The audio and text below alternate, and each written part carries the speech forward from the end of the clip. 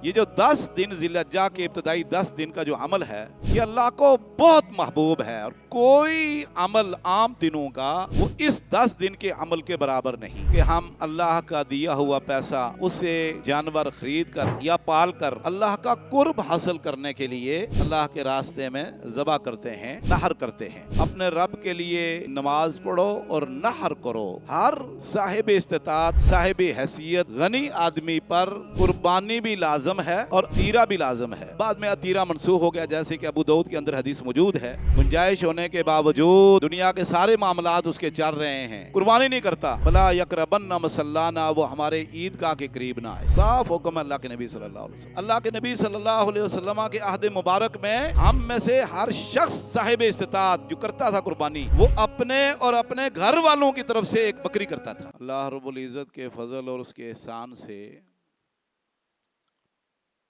رمضان کے قیمتی لمحات کے بعد قربانی کے ایام عشر ذی الحجہ اور صوم یوم عرفہ، یہ ہمیں نصیب ہو رہے ہیں۔ خوش قسمت ہیں وہ لوگ جو اس پرفتن دور میں اپنے رب کو راضی کرنے کے لیے، اپنے خالق اور مالک کو خوش کرنے کے لیے، اس کا قرب حاصل کرنے کے لیے اس کے دیے ہوئے پاکیزہ مال میں سے اللہ کے راستے میں خرچ کرتے ہیں۔ اس وقت سب سے بڑا المیہ مال کو پاک رکھنا، دل کو پاک رکھنا ہے۔ حرام کے ذرائع اتنے زیادہ ہو چکے ہیں، اتنے عام ہو چکے ہیں کہ اب بڑے سے بڑے نیک آدمی، تقوی والے کا بھی بچنا مشکل ہے۔ اغیار کا تسلط ہے، دشمنان اسلام کے نظاموں کا غلبہ ہے، اور ان کی اسلام کے خلاف سازشیں ہیں بہت زیادہ، اور ان میں سے ایک یہ ہے کہ مسلمانوں میں حرام کو عام کر دو۔ جب حرام عام ہو جاتا ہے تو پھر عبادت قبول نہیں ہوتی، دعائیں قبول نہیں ہوتی۔ اللہ اکبر۔ قرآن حکیم میں اللہ رب العزت نے انبیاء کو بھی جہاں عبادت کا حکم دیا نا کہ وَاعْبُدُوا رَبَّكُمْ وَاعْبُدُوا اللَّهَ، اللہ کی عبادت کرو، اپنے رب کی عبادت کرو، رب کی بندگی بجا لاؤ، آپ اس سے پہلے آپ حکم دیکھیں، یا ایھا الرسل کلوا من الطیبات واعملوا صالحا، اے انبیاء کی جماعت پاکیزہ کھاؤ اور نیک عمل کرو۔ اور قرآن حکیم میں اللہ رب العزت نے مومنوں کو کئی جگہ پر یہ حکم دیا ہے، بار بار حکم دیا ہے کہ وَلَا تَيَمَّمُوا الْخَبِيثَ مِنْهُ تُنْفِقُونَ وَلَسْتُمْ بِآخِذِيهِ إِلَّا أَن تُغْمِضُوا فِيهِ۔ اے مومنو، اے مسلمانو، وَلَا تَيَمَّمُوا الْخَبِيثَ، گندے مال کا، ناپاک مال کا، نجس مال کا قصد ہی نہ کرو، اس کے قریب بھی نہ جاؤ۔ مِنْهُ تُنْفِقُونَ، کہ پھر اسی مال سے تم نے اللہ کے راستے میں خرچ کرنا ہے۔ وَلَسْتُمْ بِآخِذِيهِ إِلَّا أَن تُغْمِضُوا فِيهِ، اگر آپ کو کوئی یہ مال دے دے گندا ردی تو لستم بِآخِذِيهِ، تم تو کبھی بھی نہ لو۔ إِلَّا أَن تُغْمِضُوا فِيهِ، آنکھیں بند کر لو تو پھر تو الگ مسئلہ ہے۔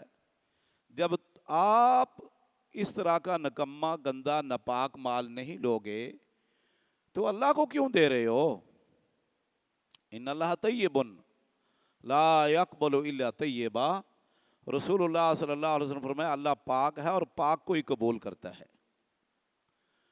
تو میرے بھائیوں، یہ اللہ کا بہت بڑا احسان اور اس کا فضل ہے کہ اللہ اپنی عبادت کی توفیق دے اور حلال روزی کمانے کی توفیق دے۔ یہ بہت بڑا فضل ہے اس دور میں، بہت بڑا انعام ہے اللہ رب العزت کا۔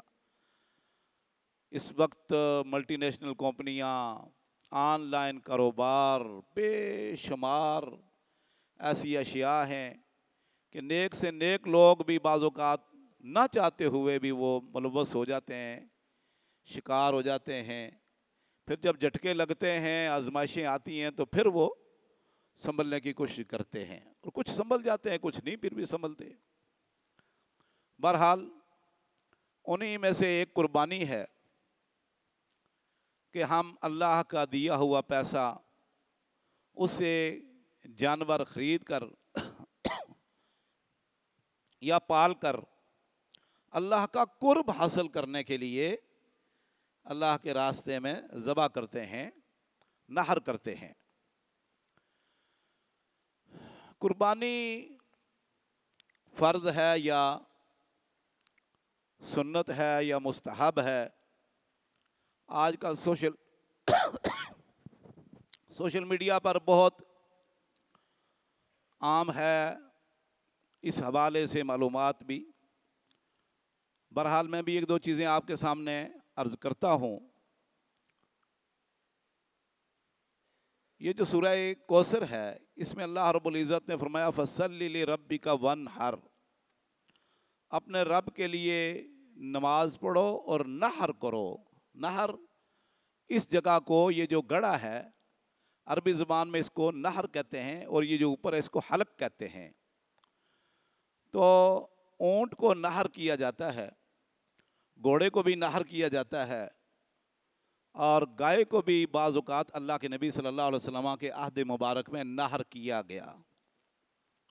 احادیث میں موجود ہیں صحیح بخاری، مسلم، ترمذی میں، کہ نحرنا بقرۃ، ہم نے گائے کو نحر کیا۔ اس سے آپ اندازہ کریں کہ جہالت کی انتہا، جو لوگ قرآن و حدیث سے دور ہیں یا شریعت مطہرہ سے لا علم ہیں، ان سے کتنی کتنی بڑی غلطیاں ہوتی ہیں۔ آپ نے دیکھا ہوگا بعض اوقات یہ جانور بدک جاتے ہیں، بیل ہے، گائے ہے، بھینسا ہے، یہ بدک جاتے ہیں، سرکش ہو جاتے ہیں، اور اب پھر پوری فوج اس کے پیچھے لگی ہوتی ہے، محلے کے سارے چھوٹے بڑے ڈنڈے لے کر بھائی اس کو قابو کرو، بیل ہے، بھینسا ہے، بے قابو ہو گیا ہے، اور رسیاں کھینچ رہے ہیں۔ حتیٰ کہ ایسی ایسی بھی مثالیں آپ نے بارہا سنی ہوں گی کہ پھر گولی مارتے ہیں، اور پچھلے سال ایسا ہوا کئی جگہ پر، بھینسا یا بیل بپھر گیا، سرکش ہو گیا، لوگ زخمی ہو گئے، تو پھر گولی مار کے اس کو گرایا گیا۔ تو اس کا بہترین طریقہ ہے کہ اس کو اونٹ کی طرح نحر کرو۔ اونٹ کا تو گھٹنا باندھ کے نحر کرتے ہیں، اس کو کوئی ضرورت نہیں گھٹنا باندھنے کی۔ ہاں البتہ بالکل بے قابو ہو جائے، بازار میں نکل جائے تو ٹھیک ہے، پھر یہاں گنجائش نکلتی ہے، وگرنہ نحر کا جب ثبوت موجود ہے بھینسے کو اور گائے کو نحر کرنے کا، تو اس میں دیگر تکلفات میں نہیں پڑنا چاہیے۔ نحر بہت آسان ہے، برچھی لے لو اور دور سے اس کے گلے میں ڈال دو، نحر ہو جائے گا، بالکل عین سنت کے مطابق ہے۔ اور اگر قابو میں ہو تو پھر ذبح کرو، جو حدیث میں طریقہ ہے۔ تو یہاں ونحر ہے کہ نحر کرو، اور اسی طرح اللہ کے نبی صلی اللہ علیہ وسلم نے حجۃ الوداع کے موقع پر جو خطبہ ارشاد فرمایا نا، اس میں یہ لفظ بھی ہیں۔ آپ نے فرمایا علی کل اہل بیت اضحیۃ و عطیرۃ، ہر صاحب استطاعت، صاحب حیثیت، غنی آدمی پر قربانی بھی لازم ہے اور عطیرہ بھی لازم ہے۔ بعد میں عطیرہ منسوخ ہو گیا، جیسے کہ ابو داؤد کے اندر حدیث موجود ہے کہ عطیرہ منسوخ کر دیا اللہ کے نبی صلی اللہ علیہ وسلم نے، البتہ قربانی قیامت تک کے لیے اس کو باقی رکھا۔ تو یہاں حکم ہے کہ ہر شخص پر جو صاحب استطاعت اس پر لازم ہے، اور بالکل حدیث صحیح ہے ابو داؤد کی۔ ابن ماجہ میں، سنن نسائی میں حدیث ہے، علامہ البانی نے صحیح الجامع صغیر سلسلہ حدیث صحیحہ میں نقل کی ہے۔ اللہ کے نبی صلی اللہ علیہ وسلم نے فرمایا من وجد ساعۃ ثم لم یضحی فلا یقربن مصلانا، جس کے پاس اللہ نے مال دیا ہے، مال کی فراوانی ہے، غنی ہے، صاحب استطاعت ہے، گنجائش ہے، من وجد ساعۃ ثم لم یضحی، گنجائش ہونے کے باوجود دنیا کے سارے معاملات اس کے چل رہے ہیں، قربانی نہیں کرتا، فلا یقربن مصلانا، وہ ہمارے عیدگاہ کے قریب نہ آئے، ہماری عیدگاہ کے قریب نہ آئے۔ صاف حکم ہے اللہ کے نبی صلی اللہ علیہ وسلم۔ پھر گھر بیٹھا رہے، وہ اس کی کوئی نماز نہیں، کوئی عبادت نہیں اس کی۔ اور اس کے علاوہ بے شمار دلائل ہیں جس ثابت ہوتا ہے کہ صاحب حیثیت ہے، غنی آدمی ہے، اس پر قربانی لازم ہے، وہ کرے اور اتنے بڑے ایک اجر و ثواب سے، ایک فضیلت سے محروم نہ رہے۔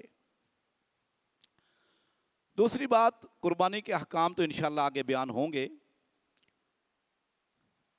تقریباً 28 یا 29 کو چاند نظر آ جائے گا مئی کی، یعنی اگلے جمعے سے 1 یا 2 دن پہلے چاند نظر آ جائے گا تو ذی الحجہ کا مہینہ شروع ہو جائے گا۔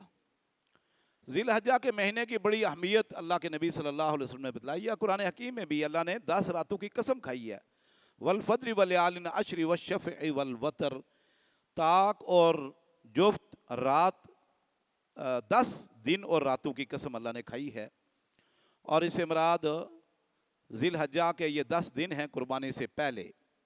ام سلمہ رضی اللہ تعالیٰ عنہ فرماتی ہیں کہ اللہ کے نبی صلی اللہ علیہ وسلم کان یصوم 9 ذی الحجہ، آپ صلی اللہ علیہ وسلم ذی الحجہ کے 9 دن کے روزے رکھتے تھے، کیونکہ 10 تاریخ کو تو عید ہے اور عید کو منع ہے، حرام ہے روزہ رکھنا۔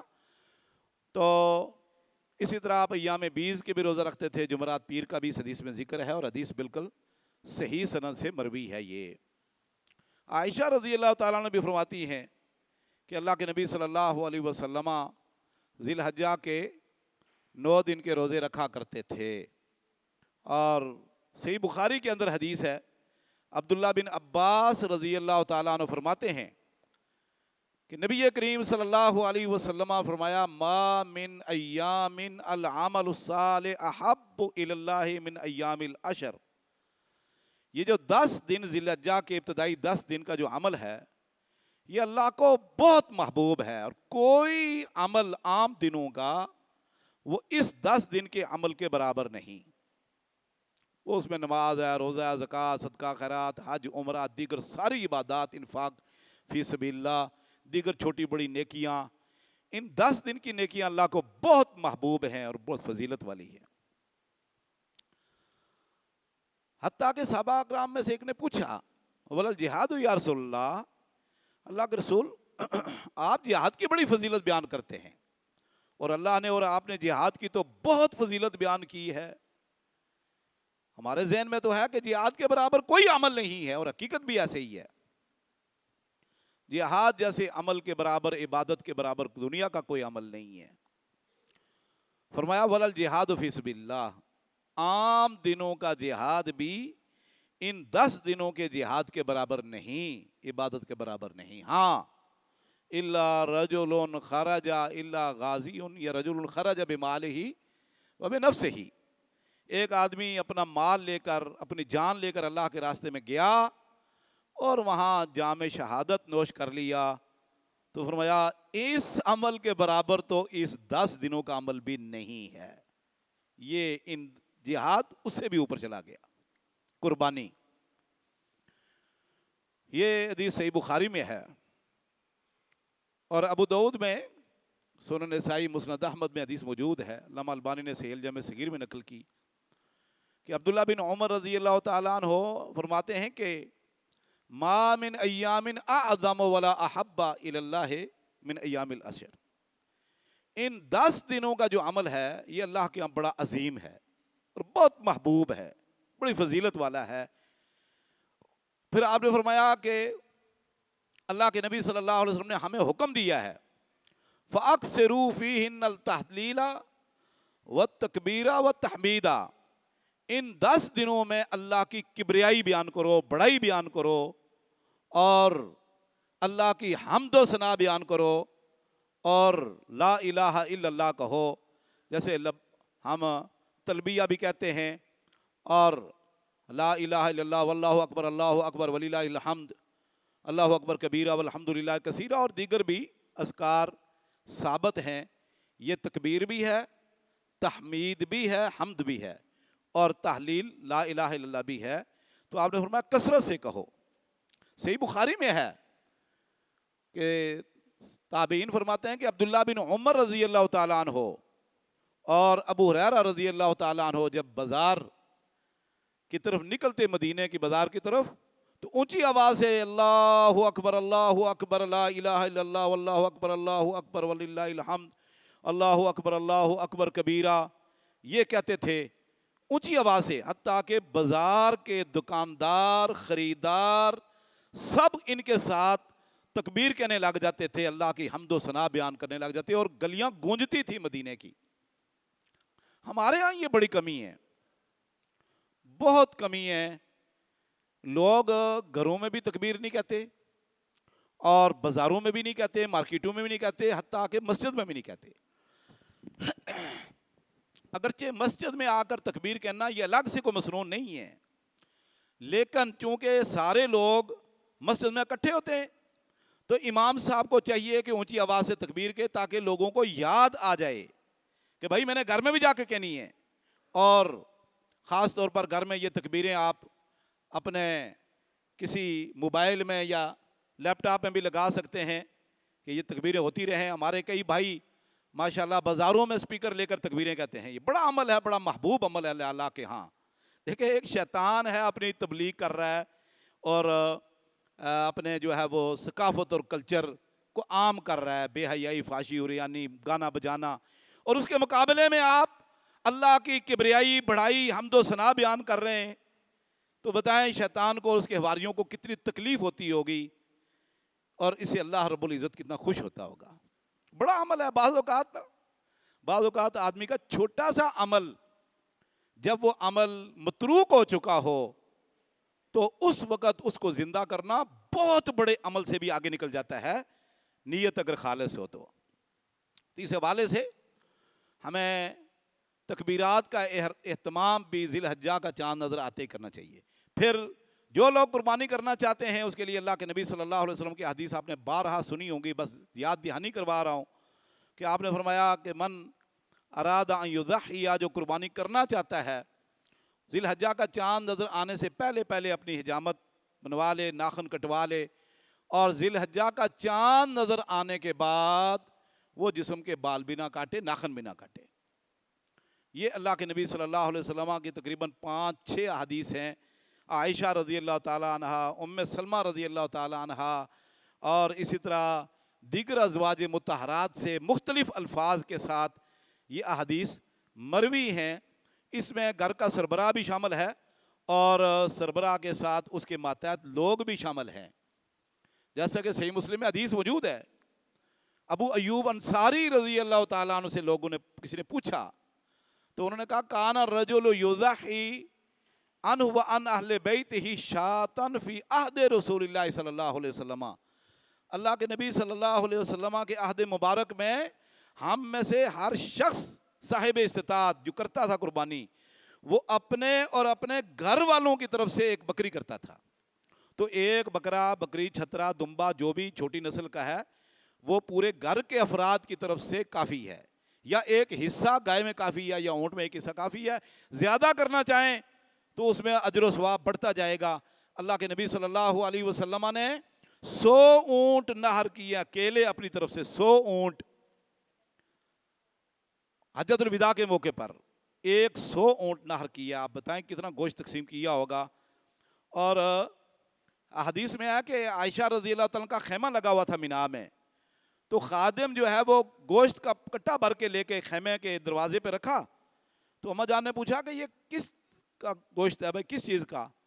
فرمایا اللہ کے نبی صلی اللہ علیہ وسلم نے اپنی بیویوں کی طرف سے گائے ذبح کی ہے۔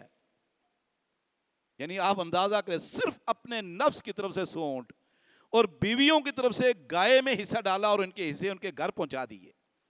کیا تقسیم تھی اللہ کے نبی صلی اللہ علیہ وسلم کی۔ تو میرے بھائیوں، اس لیے ہمیں ان چیزوں کا بھی اہتمام کرنا چاہیے۔ اسلام تکلفات میں نہیں پڑھنا دیتا، سادگی، حدیث ہے اللہ کے نبی صلی اللہ علیہ وسلم کی، البزازۃ من الایمان، سادگی ایمان میں سے ہے، سادگی ایمان کا ایک حصہ ہے، شعبہ ہے۔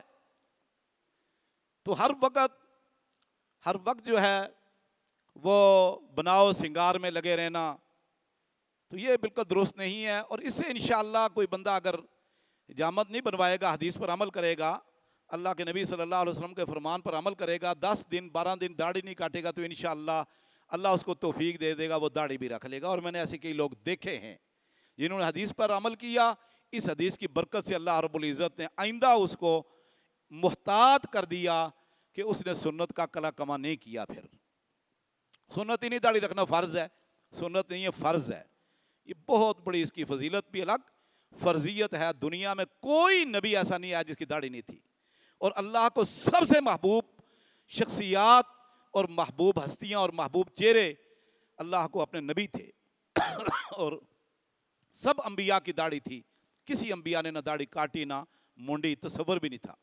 بہرحال تو اس لیے ہمیں اس چیز کا بھی اہتمام اور التزام کرنا چاہیے کہ حجامت پہلے سے بنا لیں۔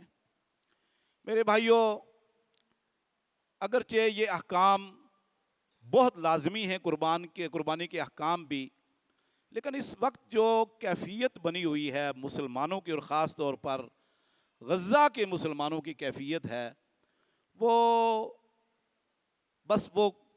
ایسی ہے کہ جسے کلیجے سمجھ لو کہ پگھل چکے ہیں، اور حقیقت میں بہت سارے لوگ راتوں کو نہ سو سکتے ہیں، نہ وہ کھا سکتے ہیں۔ بے شمار لوگ میں نے دیکھے ہیں وہ کھا بھی نہیں سکتے، جب کھانا سامنے رکھتے ہیں تو وہ غزہ کے بھوکے پیاسے سسکتے بلکتے بچے ان کی نگاہ کے سامنے آ جاتے ہیں، ان کا منظر ان کے سامنے ہوتا ہے۔ تو یہ کیفیت ہے، اللہ تعالیٰ معاف فرمائے۔ دولت کی کمی مسلمانوں کے پاس نہیں، یہ لیکن ضائع ہو رہی ہے۔ عرب کی طرف آپ دیکھ لیں، جو ان کا اس معاملہ ہے حکمرانوں کا، عرب عوام الناس کو کئی لوگ ساتھ گھسیٹ رہے ہیں۔ واللہ سعودی عرب کا بڑا کردار ہے اسلام کے پھیلانے میں۔ یعنی میں خود مدینہ یونیورسٹی 4 سال پڑھ کے آیا ہوں، ہمارے ساتھی ابھی پڑھ رہے ہیں، حالات آپ کے سامنے ہیں۔ حرمین میں، پورے سعودی عرب میں امن امان اور جو دین کا کام ہے، یونیورسٹیوں میں، تعلیمی اداروں میں، مساجد میں، اور پوری دنیا کے اندر جتنے بھی بر اعظم ہیں نا، ان میں مساجد میں قرآن کریم اور دیگر مذہبی کتابیں وہ پہنچا رہے۔ یہ ازبکستان، تاجکستان، قازقستان، داغستان، یہ جو ریاستیں روس سے، سوویت یونین سے آزاد ہوئی تھیں، ان تمام مساجد، آپ کو پتہ ہے ایک عرصہ تک روس نے سخت پابندی لگائی ہوئی تھی کہ کوئی مسجد نہیں، اگر مسجد تھی تو گھوڑوں کے استبل میں بدل دی، شراب خانوں میں بدل دی، حالت بدل دی۔ یہاں تک کیفیت تھی کہ لوگ چھپ کر قرآن کریم کی تلاوت کرتے تھے، اور کس کے گھر سے قرآن مل جاتا تو سزائے موت تھی۔ مجھے ایک ازبکی لڑکے نے، ہمارے ساتھ پڑھتے تھے مدینہ یونیورسٹی، 2000 سے قبل کی بات ہے، میں 1997 میں فارغ ہوا، مجھے اس نے بتایا کہ کہتا ہے کہ میری نانی، جب روس نے حملہ کیا تو میری نانی نے ایک قرآن کریم بکسے میں ڈال کر دبا دیا نیچے، اگر حالات اچھے ہوں گے تو میرے بیٹے پوتے نواسے پڑپوتے جو بھی ہوں گے وہ قرآن نکال کر پڑھیں گے، چھپا دیا۔ تو کہتے ہیں پھر اللہ تعالیٰ نے حالات بہتر کیے، جب یہ آزاد ہوئی، یہ ریاستیں، سوویت یونین ٹوٹا، جب یہ یونین ٹوٹی، تو کہتے ہیں کہ ہم نے، نانی نے وصیت کی تھی، اگرچہ نانی فوت ہو گئی، تو ہم نے نکالی، وہ بکس نکالا زمین کے نیچے سے، دیکھا تو وہ قرآن نہیں تھا، کوئی عربی کتاب تھی۔ یعنی نانی کو اتنا نہیں پتا تھا کہ یہ قرآن نہیں، کوئی کتاب ہے، بس عربی دیکھ کر اس نے کہا قرآن ہی ہوگا۔ یہ کیفیت تھی ان ممالک میں۔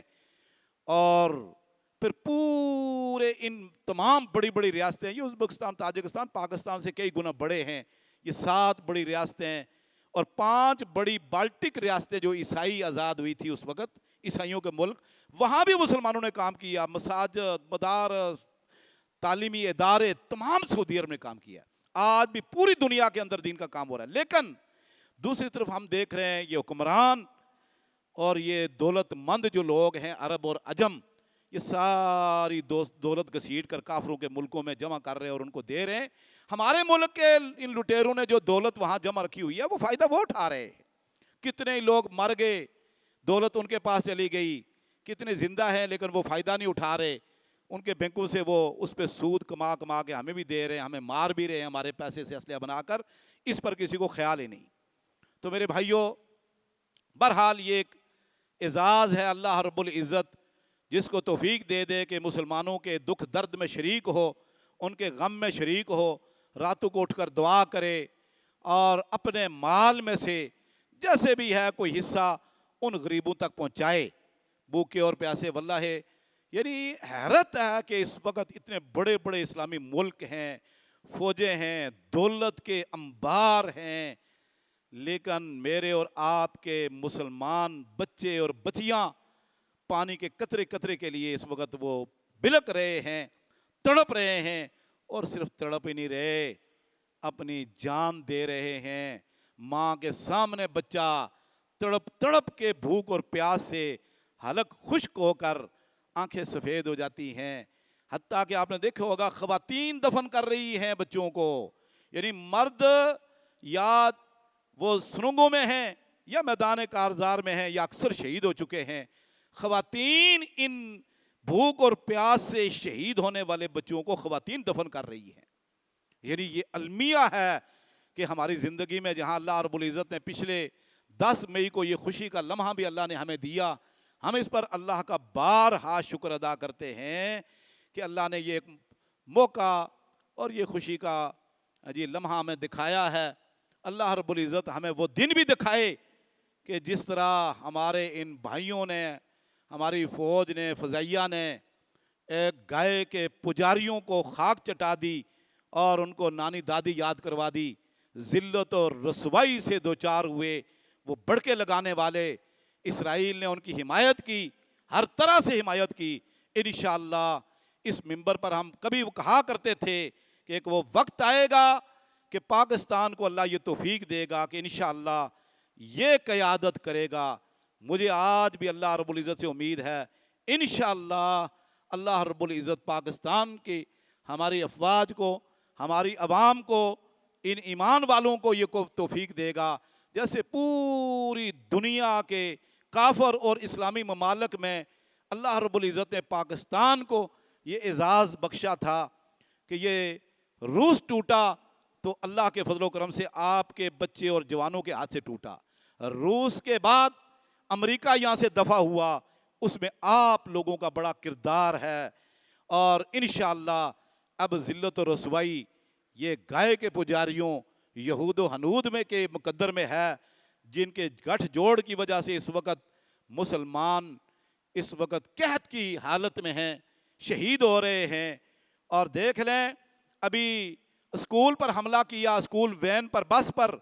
अब बच्चों का क्या कसूर है भाई? मैदान में लड़ते हैं अल्लाह के फजल करम से बहादुर लोग, जवान लोग, दलेर लोग, शुजा बहादुर मैदानों में जाकर अपनी काबिलियत और बहादुरी के जोहर दिखाते हैं, मैदानों में ललकार कर अल्लाह के फजल करम से। और ये बुज़दिल और डरपोक, इनको जब मैदानों में ज़िल्लत और रसवाई मुकद्दर ठहरी तो आज बच्चों के ऊपर हमले शुरू कर दिए हैं। मसाजिद पर, मदारस पर, मरीद के पे मस्जिद पर हमला हुआ, भावलपुर में मस्जिद पर हमला हुआ, मुजफ्फराबाद में मस्जिद पर हमला हुआ। और अल्लाह के फजल करम से आपके भाइयों ने उनकी फौजी तनसीबात पर हमले किए और उनके बेशुमार एयर बेसिस उड़ा दिए और एयर डिफेंस सिस्टम उनका उड़ा दिया। ये अल्लाह रब्बुल इज़्ज़त का फ़ज़ल है, करम है कि अल्लाह ने मुसलमानों को ये तौफीक अता फरमाई है कि वो अपने सीने इन ज़ालिमों को मार कर ठंडा करते हैं। इंशाअल्लाह मैंने कई मरतबा ये आयत पढ़ी, व यशफ़ी सुदूरा कौमिन मोमिनीन। इंशाअल्लाह अल्लाह वो दिन भी दिखाएगा, हमारे सीने ठंडे होंगे जब इसराइल दुनिया से ख़त्म हो जाएगा इंशाअल्लाह।